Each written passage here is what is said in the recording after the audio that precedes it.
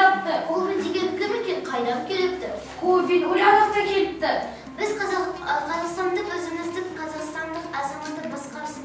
Біз демократияны талап етеміз. Қане, қыздар жігіттер алынған тиіп. Шатма.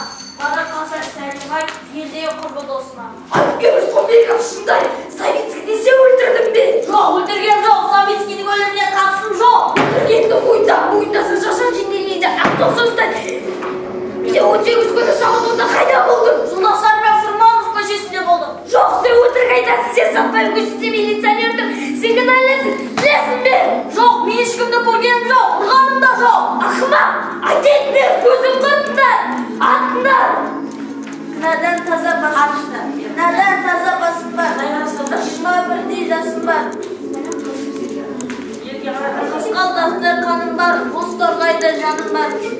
Атам десең атыңдар, қайрат деген атым бар, қазақ деген затым бар. Еркек тоқты құрбанды, атам десең атыңдар.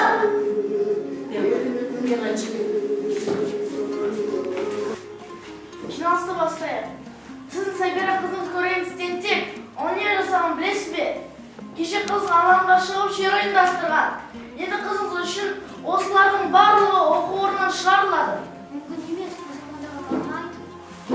жоқ, бәрі дегенін мен жазаласамдар, жазаламды. Бұлардың еш жазығы жоқ. Бұларды мен алаңға үгіттеп апардым. Бұларды оқу орнынан құлмандым.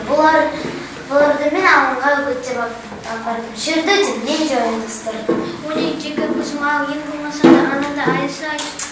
Мен кінәлімін.